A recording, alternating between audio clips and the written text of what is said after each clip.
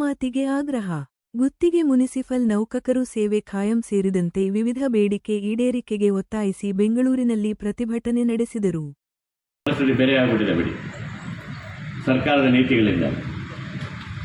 ಅವಾಗ ಕೇಂದ್ರ ಸರ್ಕಾರ ಕರ್ನಾಟಕ ಹೈಕೋರ್ಟ್ಗೆ ಒಂದು ಅರ್ಜಿ ಹಾಕಿ, BSNL ನಾನ್ ಪರ್ಮನೆಂಟ್ ಅಂತ ಒಂದು ಕ್ಯಾಟಗರಿನೇ ಇಲ್ಲ, ನೀವು ನಾನ್ ಪರ್ಮನೆಂಟ್ ವರ್ಕರ್ಸ್ ಯೂನಿಯನ್ ಅಂತ ರಿಜಿಸ್ಟ್ರೇಷನ್ ಮಾಡೋದು ತಪ್ಪು, ರಿಜಿಸ್ಟ್ರೇಷನ್ ಕ್ಯಾನ್ಸಲ್ ಮಾಡಿ ಅಂತ. ನೀವು ಗಮನಿಸಿ,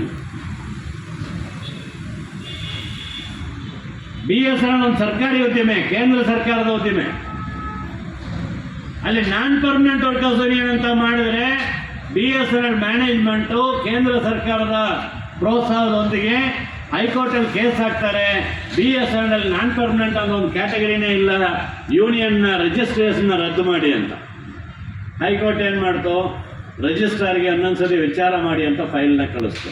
ನಾವು ಹೇಳಿದ್ವಿ ಒಳ್ಳೆ ಕಥೆ ಇಲ್ಲ, ಇವ್ರು ನಾನ್ ಪರ್ಮನೆಂಟ್ ಅಲ್ಲ ಅಂದರೆ ಏನು ಅಂತ ಹೇಳ್ರಿ, ಇವ್ರಿಗೆ ಹೆಸರೇನು?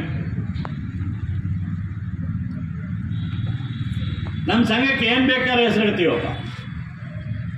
ಕೆಳಗಡೆ ಉದ್ದೇಶ ಬರೋದು ಸ್ಪಷ್ಟವಾಗಿ, BSNL ಕೆಲಸ ಮಾಡುವಂತಹ ಕಾಯಂ ಉದ್ಯೋಗಿಗಳನ್ನು ಹೊರತುಪಡಿಸಿ BSNLಗಾಗಿ ಯಾರೆಲ್ಲ ಕೆಲಸ ಮಾಡ್ತಾರೋ ಅವರೆಲ್ಲರನ್ನೂ ಸಂಘ ಮಾಡ್ತೀವಿ ಅಂತ ಹೇಳಿದ್ವಿ. ಅದೇ ಡೆಫಿನಿಷನ್.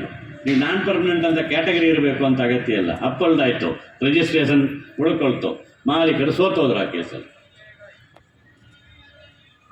ಅದರ ನಂತರ ನಾವು ನಾನ್ ಪರ್ಮನೆಂಟ್ ವರ್ಕರ್ಸ್ ಯೂನಿಯನ್ ಅಂತ ಯೂನಿಯನ್ಗಳು ರಿಜಿಸ್ಟರ್ ಮಾಡಕ್ಕೆ ಹೋದ್ವಿ. ಸರ್ಕಾರಿ ನೌಕರಿಗಳು ಮಾಡಿದ್ವಿ, ಬೇರೆ ಬೇರೆ ಫ್ಯಾಕ್ಟ್ರಿಗಳಲ್ಲಿ ಮಾಡಿದ್ವಿ. ಈಗ ನಾವು ತೀರ್ಮಾನ ಮಾಡಿದ್ದು ಬಿಡಿ ಬಿಡಿಯಾಗಿ ಮಾಡಿ ಪ್ರಯೋಜನ ಇಲ್ಲ, ಇಡೀ ರಾಜ್ಯದಲ್ಲಿರುವಂಥ ಕಾರ್ಮಿಕರನ್ನು ಒಟ್ಟು ಸೇರಿಸಬೇಕು. ಕರ್ನಾಟಕ ರಾಜ್ಯ ನಾನ್ ಪರ್ಮನೆಂಟ್ ವರ್ಕರ್ಸ್ ಯೂನಿಯನ್ ಅಂತ 2 ವಿಭಾಗಗಳಲ್ಲಿ ಮಾಡಲಿಕ್ಕೆ ತೀರ್ಮಾನ ಮಾಡಿದ್ವಿ. ಸರಿ ತೀರ್ಮಾನನೂ ತಪ್ಪು?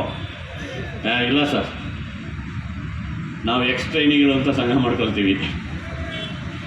ಆಮೇಲೆ ಕ್ಯಾಶುವಲ್ ಕಾಂಟ್ರಾಕ್ಟ್ ಅಂತ ಮಾಡ್ಕೊಳ್ತೀವಿ. ಆಮೇಲೆ ಇನ್ನೂ ಏನೇನೋ ಹೆಸರಲ್ಲಿ ನಾವು ಮಾಡ್ಕೊಳ್ತೀವಿ. ನಾವಿದ್ದರೆ ಸಾಕು ಅಂತ ಹೇಳೋಕ್ಕಾಗ್ತದ? ನಾವು ಆ ವರ್ಕರಿಗೆ ಹೋಗಿ ತಿಳುವಳಿಕೆ ಕೊಡಬೇಕು. ನೀವು ಒಟ್ಟಾದ್ರೇ ಬದುಕು. ಬಿಡಿ ಬಿಡಿಯಾಗಿದ್ದಷ್ಟು ಅವರು ಹಾಳು ಮಾಡ್ತಾರೆ. ನಾವು ಒಟ್ಟಾಗಬೇಕು. ಒಂದೊಂದು ಕಡೆಯಲ್ಲಿ ಸಂಘ ಮಾಡಿದ್ವಿ, ಆ ಸಂಘಗಳಿರಲಿ, ಅದ್ರ ಜೊತೆಗೆ ನಾವೆಲ್ಲರೂ ಒಟ್ಟುಗೂಡಿ